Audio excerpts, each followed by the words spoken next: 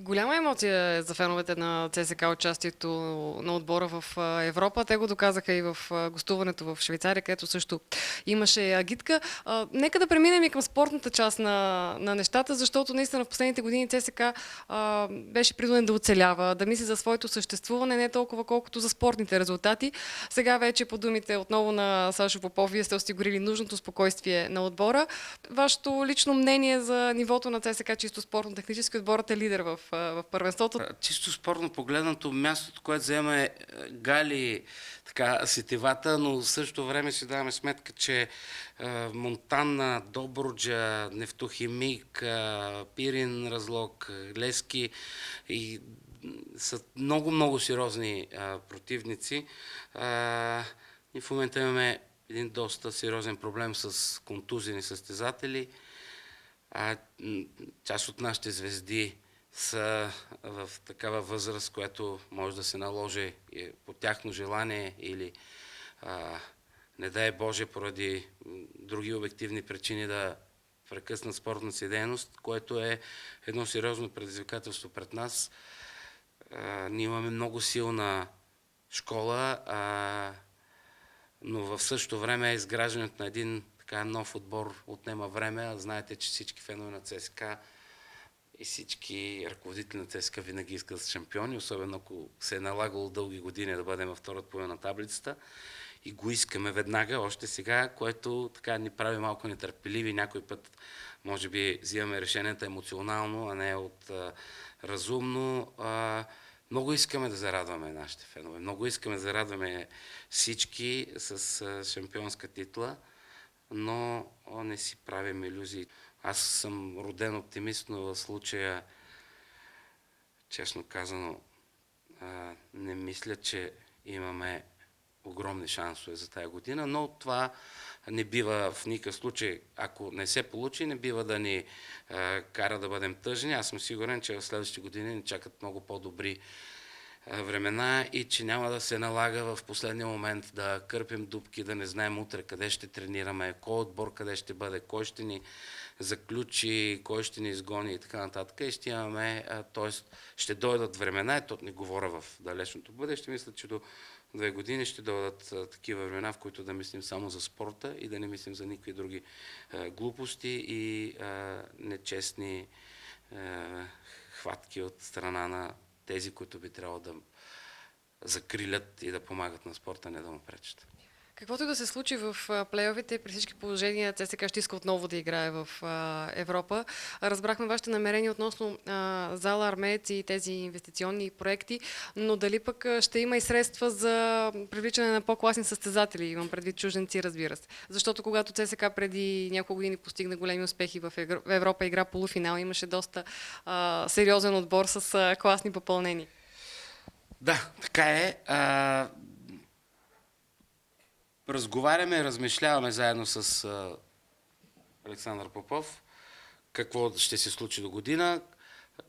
Нека да не казвам всичко на масата. Има вариант с чужденци, но честно казано, аз лично много бих искал да постигнем големи успехи само с българи. Или ако вземе чужденци, те да не са половината от състава, да бъде 1 или 2 попълнения. Има го като вариант, възможен е.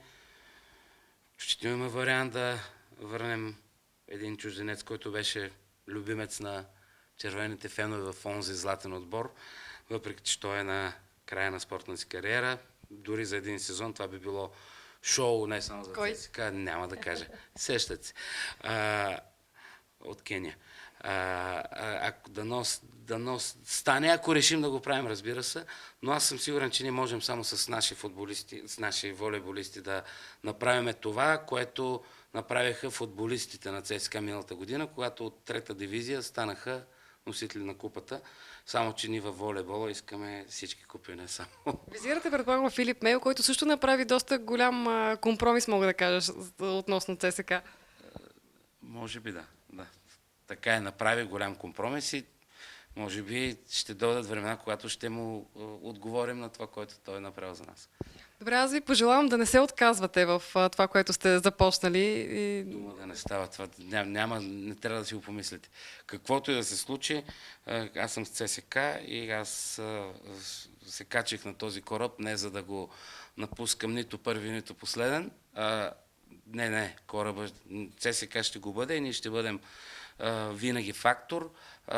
Искам да бъдем винаги шампион. Ако не то да бъдем в тройката, да бъдем такива, каквито не обичат хората и да правим хората да се чувстват щастливи. И тъй като моят бизнес е свързан с децата и не само за това, на мен ми е много тъжно, че децата на София и не само, но най-вече на София няма къде да спортуват и се занимават с глупости. Аз съм горд, че нашата школа е най-голямата в цяла България.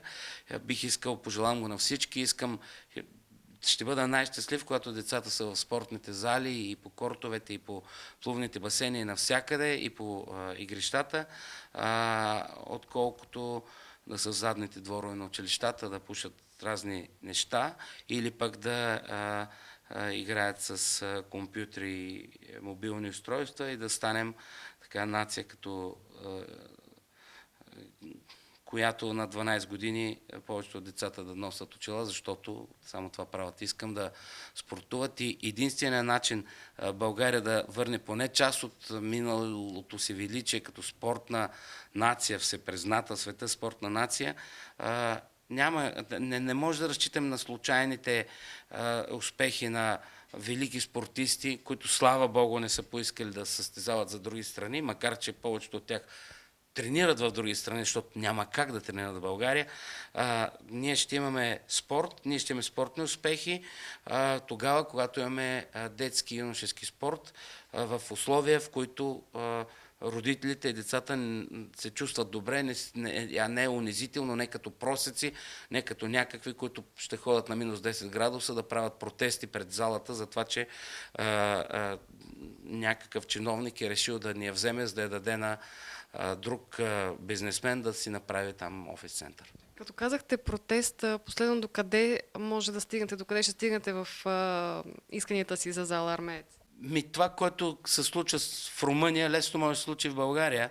Не го искаме. Това е последната мярка. Силно се надявам, че наистина някой от новите управляващи сегашните и след служебното правителство ще си направи труда с очите си да види за какво става въпрос. Смятам, че само 5 минути влизане в тази зала, ако няма много сериозни други в кавички интереси, че решението е ясно. Тя трябва да продължи да съществува като спортна зала и е грях 200 и повече деца да бъдат изхвърлени на улицата тъй като реално ни нямаме алтернатива. Няма къде да отидем.